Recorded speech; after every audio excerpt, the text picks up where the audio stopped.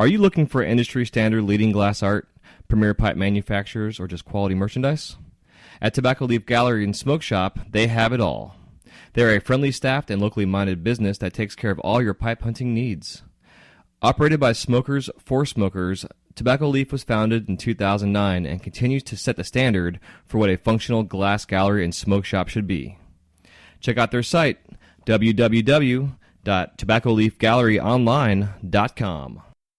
Today's podcast is brought to you by Audible.com. Get a free audiobook download and a 30-day free trial at www.audibletrial.com/WiseGuyRadio. Over 180,000 titles to choose from for your iPhone, Android, Kindle, or MP3 player. That's at www.audibletrial.com, AUDIBLETRIAL.com/WiseGuyRadio. This is the Wise Guy Radio Show, a podcast dedicated to educating and inspiring through conversations with today's top talents in the world of glass. We will be dissecting their journeys in hopes to deliver actionable content that you, the artist, can start implementing now, helping you grow not only as a creative spirit, but also a successful artistic entrepreneur. With a little organization, relationship building, and your artistic ability, you can obtain greatness. Climb aboard, whether an artist, retail owner, or enthusiast. We have a ton of fun in store for you. Welcome to the Wise Guy Radio Show.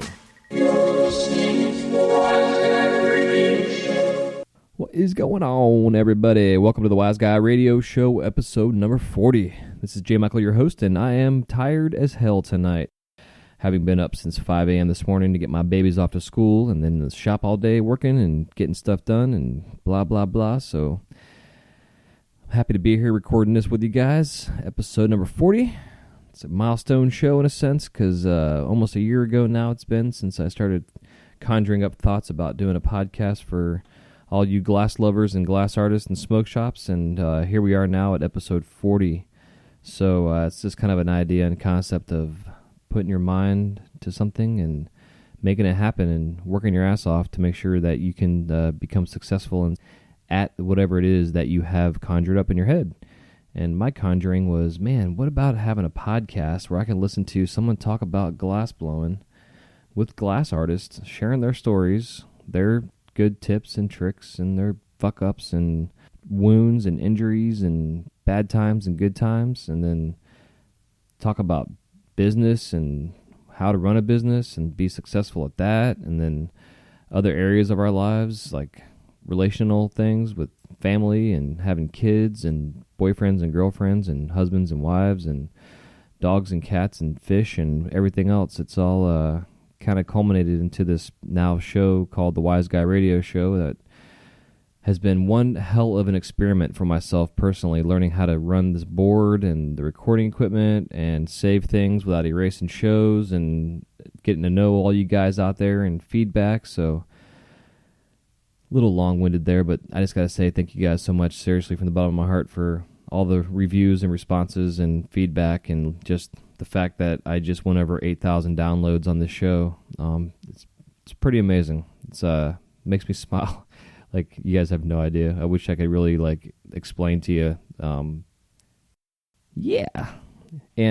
So tonight, I want to get into the concept and ideas of the customer experience and systemizing the customer experience.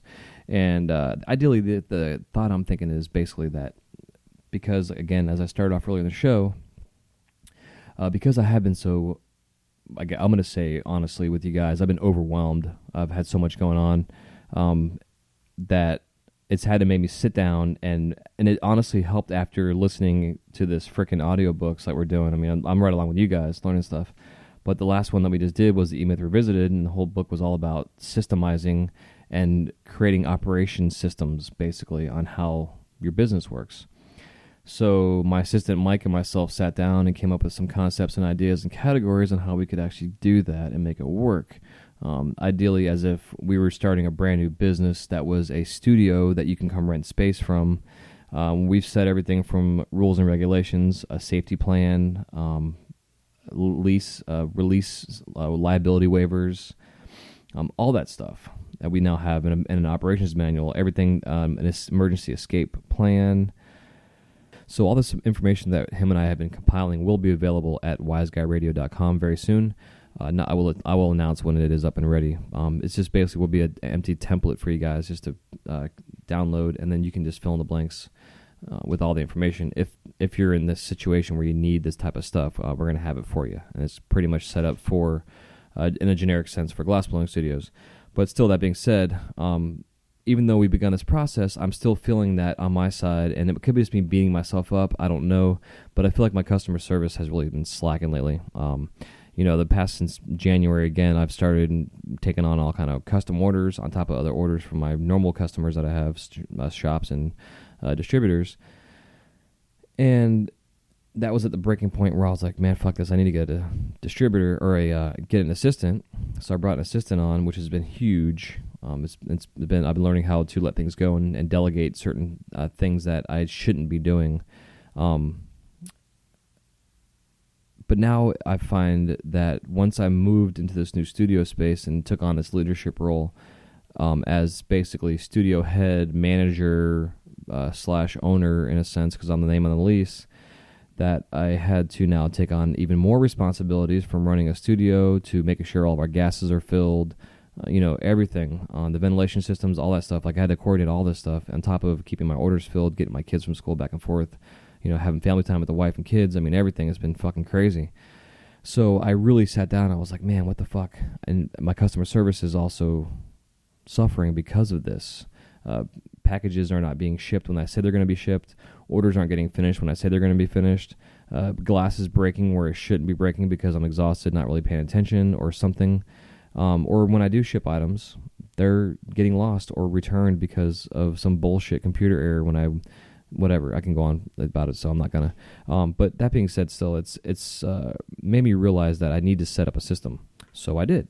And it's a system that I've had in my head for a while, and I just had to put it on paper. And if I would have put it on paper a year ago, it probably wouldn't be where it is now in terms of where I am now. I wouldn't be where I am now and feeling stressed out and shitty about my customer service slacking.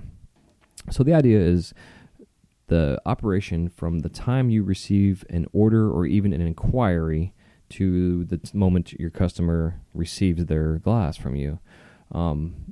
And this is whether, I guess I can't say whether because this really pertains to the glass artist. Not really necessarily the retail store. The retail store is a little different. But still, so, Mary Jane hits you up, sends you a kick message. You respond to the kick message. You work out some details on what the order is, something that you may already have in stock or need to make. And then ideally, you should immediately take that information and print it out so you have it on a hard copy on your desk or your bench or in a folder that you can kind of file away, type of thing to organize customers. Just like when you go to the doctor, they have fucking thousands upon thousands of years of files that they have to keep because of HIPAA file regulations and other things. Think about setting yourself up like that. Like imagine if you got yourself set up so well that you had just days worth of files from customers. It'd be amazing. It would be crazy, but it would be amazing because you obviously have your head on your shoulders and you have a system set up. So kind of go from there. I'm going to expand upon a little bit here and there. I'm going to try to keep this quick and simple, but I want to expand upon certain areas. So think about setting up a system for filing, ins and outs, sales, expenditures, whatever. So Mary Jane has her order. She wants XYZ, all in blue. You give her a price. She gives you a deposit or maybe even pays you in full, which sometimes some artists require. I don't. I just require half up front to get the order in line. But once that money is paid, you then create an invoice. And whether you're using a Quicken or like I'm using FreshBooks or some kind of online accounting of some sort, even just a PayPal invoice works too. You get the invoice, get your payment taken care of, and then you print the invoice. So now you have the initial order on paper, handwritten or printed. Now you have also a piece of paper that is the invoice and with a copy on the sale or receipt. And then you need to give your customer an estimated time they're going to be receiving it. And now make it realistic. I tend to do a 2 to 3 week turnaround with my work. But I'm terrible with time management at times and trying to figure things out, especially if it's a new item. So just as a number, I would start telling people it's going to be a month, in all reality. Just that way it gives you a cushion. So if something fucks up, you can remake a new one or something like that, But at least keep your customer in the loop. That's the most important part. If you don't start their piece for 2 weeks after taking money from them, give them a heads up. Say, hey, I'm getting your piece started today. Or, hey, whatever. But if you already have it in stock, this is a whole different conversation if you have the stuff in stock. A total different conversation. But we'll get there eventually. So now you have your piece. You get your order. You get your order started. You make it. Everything comes out perfect. In this process, I like to take pictures of the process. If it's a custom piece or something that is a normal production item, higher end production item, I still will send the customers process pictures, basically, just something I think is fun. I know I enjoy seeing things that I get made for myself, whether it's a drawing or some kind of woodwork or whatever. I enjoy the process, whether it's through a videography type thing or just in person.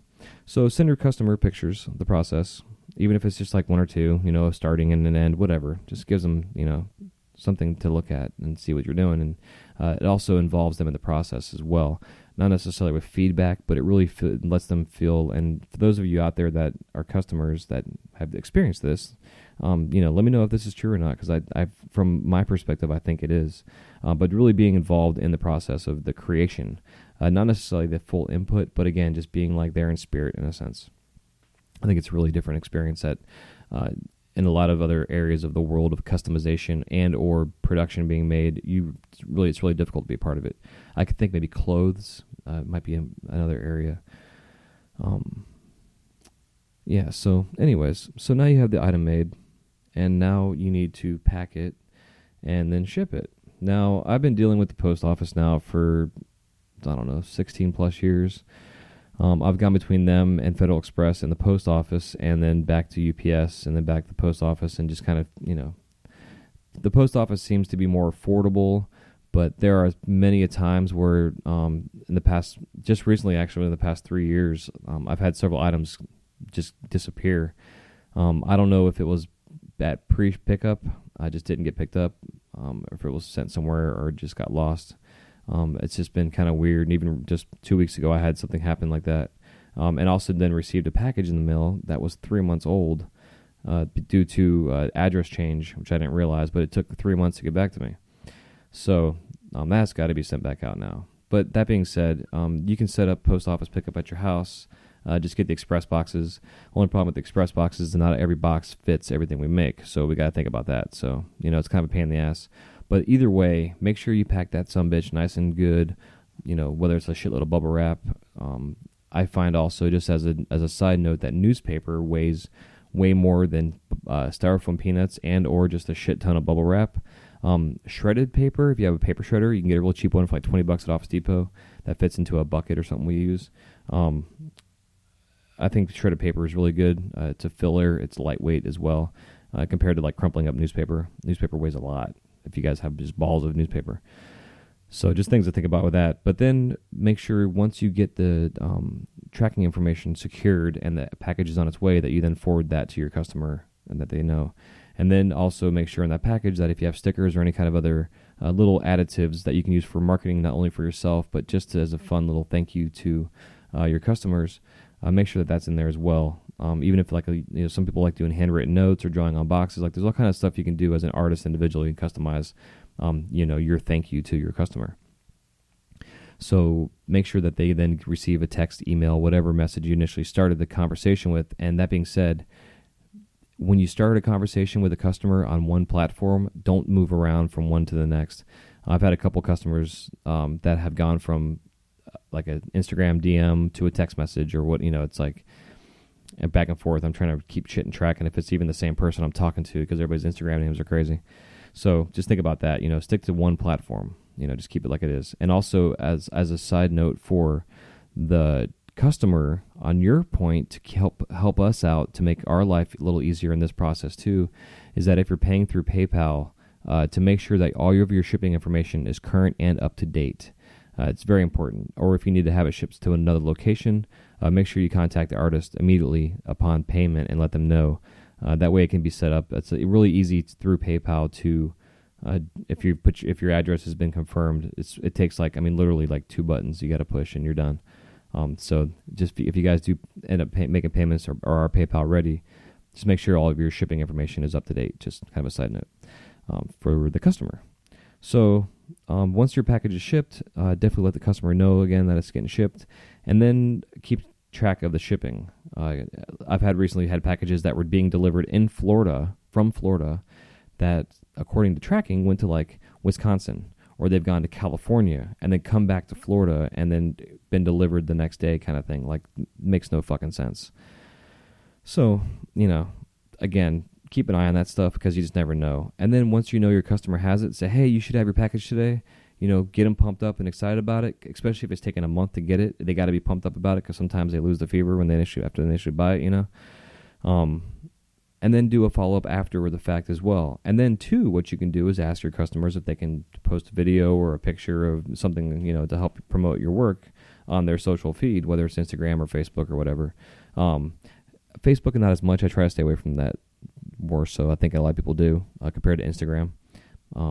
But still, that if you go through that process from order comes in, payments taken, invoices are printed, custom order is made, or production order is made, or the pieces in stock and you have it, you finish it, you pack it really good, you throw in some marketing merchandise as thank yous as well, get the thing packaged up, sealed up, printing label, shipping label, whatever you want to call it, on there with tracking information.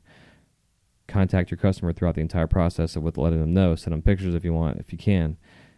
Once package is shipped, send tracking information, follow up on the tracking, make sure everything's good to go. Once you realize that this package is going to be delivered specifically on a certain day, contact your customer and say, hey, your package will be here today. Let me know what you think when you get it, that everything is good. They open the package, they fucking love it, they use it, say, hey, can you take some pictures or some video of you using your item and throw it on your Instagram for me? That'd be awesome. Make sure you tag me in there, blah, blah, blah. It's if you can go through that process, ideally with every single customer, and if you can do it by setting yourself up to where you're not overbearing and overloading your orders for yourself, to where you can say, hey, I'll have this made on this specific date, and you go from there. It makes a huge difference. And that's the system that I've kind of been thinking about for about a year and a half now. I've implemented about it halfway through, and then it stops. So now it's time for me personally to implement the entire process in a smooth-mannered fashion, because now I'm able to manage my time way better, and that's the biggest point. Time management out of all this. If you can manage your time properly, you can give specific dates and times, or not specific, but I guess more estimations within a couple days of when the item is going to be made and then shipped. That way, if you make a promise or say something specifically in a ballpark area of numbers, you're still able to follow through with that. But make sure that you write it down on a calendar when you're taking the order. Look at your calendar. Make sure you don't have anything made for that day. If you know you have an order coming in from a distributor who's ordering 100 pieces from you, make sure that you know how many days it's going to take you to make that, and have it written on a calendar. Specify the dates and the times even if you want to. It might even make it easier for you, and just stick to that schedule. Pretend you have a fucking job. You got to go clock in and clock into yourself. A lot of these new applications that are out there for time management, hell, my FreshBooks has it. You can go on there and clock in and clock out on this sumbitch. I fucking love it. So just think about that kind of stuff, how you can really manage your time. I'm doing that myself. Will be honest with you guys and transparent. I am the worst person to manage time. I lose track of it. I've always had the attitude, I shouldn't say attitude. I've always had this just kind of silly thing I always say, like how Gandalf always says, he arrived when he was supposed to. That's kind of how I've felt. But at the same time, I want to be on time everywhere I go. I want to follow through on customer requests and dates and times that I say things are going to be shipped by or around this ballpark. I want to do that every single time, if not 99% of the time, because don't get me wrong, we can't be perfect and shit happens. In a perfect world, sure, this is not a perfect world. There's times where your gas runs out that you didn't realize even though you checked it before you started working. Shit happens. But still, set up a system, put it on paper, get a file box, whether you go buy a cheap file cabinet from the frickin' store or like a Goodwill or something like that, probably has them, or just get an egg crate and get a generic filing system you can buy at Office Depot for the egg crate. There's different ways you can do it, but keep track of your customers. write their name at the tab, or write their last name on the tab, or write their Instagram name. Hell, I know most of you guys out there that are customers of mine from your freaking Instagram names. It's so funny. I try and send orders in your real name, and even your invoices that are written, or your payments are written in your Instagram name. So, which I find funny, because I'm mailing packages across town, the country, to like Dab Queen. The post office is like, what the fuck is in here? Kind of thing. Maybe a dildo, I don't know. But still, and Dab Queen out there, if you're listening, I apologize for using the name on here, but there's probably a bunch of you out there. So it's kind of fun just thinking about it, though. So again, and I don't know if I'm just beating myself up too, because I expect more for myself all the time. And when I don't follow through with certain things, I tend to get hard on myself and about it, and almost like in this weird depressed state that takes me like a day or two to shake out of. So tomorrow's and Thursday is going to be a grind on the torch. I'm going to be putting in probably a 36-hour shift, more or less, to wrap up my order that I'm bringing with me to Tobacco Leaf for their big celebration. So, yeah, so there you guys go. I'm going to get off here because it's been 32 minutes. I'll probably edit a bunch of this out of here, crap-wise, that I've mumbled over. So you may have like a 20-minute episode when this is all said and done, which is what I was hoping for. So take this up to heart. Get a pen and paper. Take notes. This is important stuff. It'll help your customer experience in the end, because our customers are the ones that keep us afloat, keep us working, help us build a brand in a sense as well. And if we don't treat them with the utmost respect and with loyalty in a sense, they do the same exact thing to us. It's that whole, you give and you get what you give. So give the best customer service you can, follow through with stuff, don't make promises that you can't keep, and give estimations on times and dates. Don't give specific dates, estimations, estimate, because glass is a pain in the ass, and you just never know. Some shit may go down, and shit goes down, like it's happened to me this past 2 weeks. So there you guys go. Again, don't forget to go to wiseguyradio.com and subscribe to our newsletter. We'll be giving you updates on each show, the newsletter, including some content that's going to be specifically for the newsletter, the exclusive content term. Also, we're going to be starting to promote the Build Your Own Wise Guy site, so stay tuned for that, all you artists and smoke shops out there. We want to change the way the industry sells glass and buys glass for the good and benefit of everybody. So, yeah, big plans. I've got big dreams. So stay tuned for that. And also, don't forget you guys can go to audibletrial.com. That's audible, AUDIBLE, trial.com /WiseGuyRadio. And you can go on there and sign up for a free 30-day trial. And then in 30 days, you have access to 180,000 plus titles, whether it's magazines, books, lots of publications on there, how-tos, how-dos, and who do you do. And yeah, that makes no sense. So anything else, go to iTunes.com or go to your iTunes store, search Wise Guy Radio Show, or just put in Wise Guy Radio. It'll come up. Subscribe to the show. It'll make it download. Every time the show is posted, you'll have it automatically downloaded into your drop file there.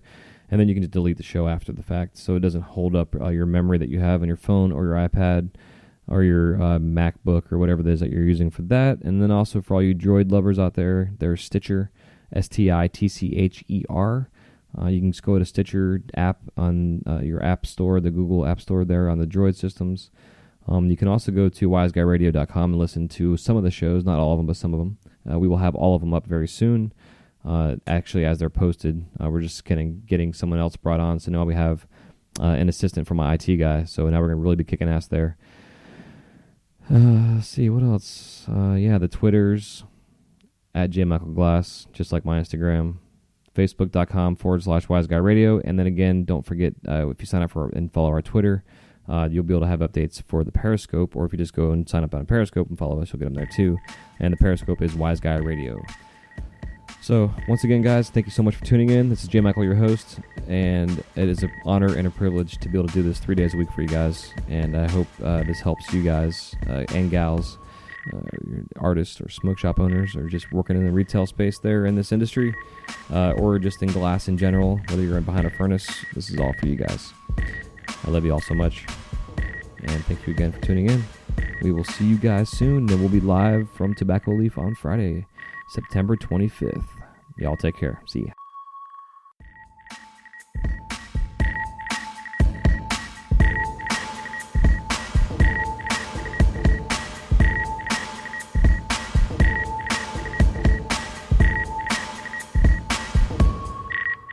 Thank you guys so much for listening to this episode of the Wise Guy Radio Show.